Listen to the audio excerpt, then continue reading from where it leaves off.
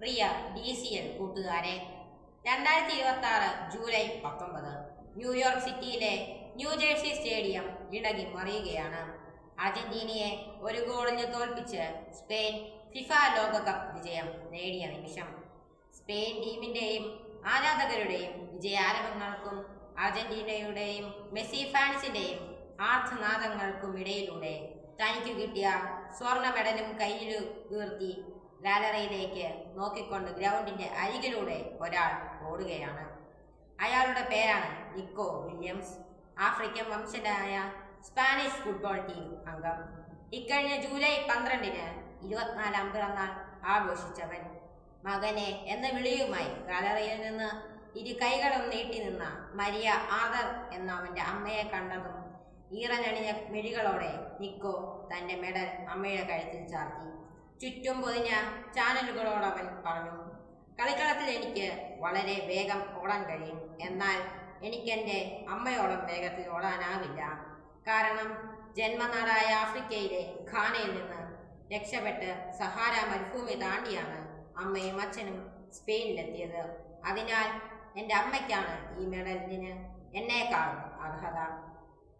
പ്രിയ കൂട്ടുകാരെ, ലോകം കോരിത്തരിച്ചുന്ന അനുപമ നിമിഷമാണിത്. നിക്കോ പറഞ്ഞത് സത്യമാണ്. വെറും 3 പതിറ്റാണ്ടുകൾക്ക് മുമ്പ് ആഫ്രിക്കയിലെ ഘാനയിൽ നിന്നും അഭയാർത്ഥികളായി സഹാര മരുഭൂമി കാൽനടയായി നടന്ന് സ്പെയിനിലെത്തിയ ഫെലിക്സ് വില്യംസിൻ്റെയും മരിയ ആർദറിൻ്റെയും മക്കളാണ് സ്പെയിൻ നാഷണൽ ഫുട്ബോൾ ടീം അംഗങ്ങളായ ഇനാക്കി വില്യംസും നിക്കോ വില്യംസും. നിക്കോയുടെ കഥ കേട്ടപ്പോൾ ഘാനയിൽ നിന്ന് സഹാറ മരുഭൂമി വഴി സ്പെയിനിലെത്താനുള്ള ദൂരം ഗൂഗിൾ മാപ്പിലൂടെ കണ്ടെത്താൻ ശ്രമിച്ചു നോക്കി. 5700 മുതൽ 6000 കിലോമീറ്റർ ദൂരമാണ് ആ മാതാപിതാക്കൾ നടന്നത്.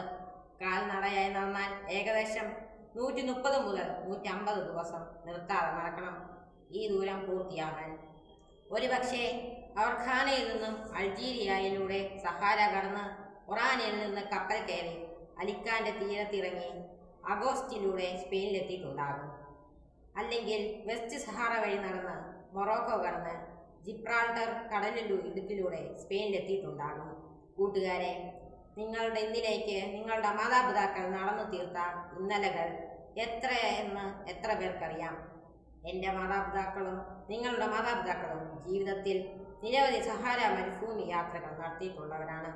തീർച്ച, ആഫ്രിക്കയിലെ സഹാര മരുഭൂമിയിൽ പകൽ പലപ്പോഴും 60 ഡിഗ്രിയാണ് ചൂട്. ചുട്ടുകൊള്ളുന്ന മണൽ പരപ്പിലൂടെ കൊടിയ വിശപ്പും ദാഹവും സഹിച്ച് എത്തിച്ചേരുന്ന കനാൻ നാട്ടിൽ തേനും പാലും ഒഴുകണേ എന്ന് ഓരോ കിതപ്പിലും പ്രാർത്ഥിച്ച് വിയർത്തൊലിച്ച് നടന്ന് നിക്കോയുടെ മാതാപിതാക്കൾ മാത്രമല്ല, നമ്മുടെയും മാതാപിതാക്കളാണ്. കടബാധിതകളുടെയും രോഗങ്ങളുടെയും പരാജയഭീതിയുടെ ജീവിത ഭാണ്ഡങ്ങളുമായി ജീവിതത്തിൻ്റെ സഹാര താണ്ടുന്ന നമ്മുടെ മാതാപിതാക്കളുടെ ഈ ജീവിതയാത്രയിൽ സ്നേഹ തണലും വിശ്വാസ്യതയുടെ ദീപസ്തംഭങ്ങളുമാകാൻ മക്കളായ നമുക്ക് കഴിയണം. അവരുടെ അധ്വാനത്തിൻ്റെ അളവറിയണം. അവർ നമുക്കായി താണ്ടിയ സഹായങ്ങളുടെ ദൂരമറിയണം.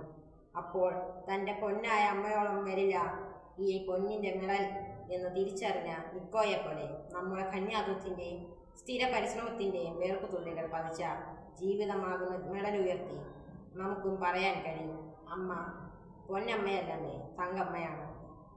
തനി തങ്കം കൊണ്ട് തൻ്റെ ഹൃദയത്തിൽ പ്രതിഷ്ഠിച്ച എൻ്റെ തങ്കമ്മ. സ്നേഹാംശങ്ങളുടെ സ്വന്തം കൊച്ചേട്ടൻ.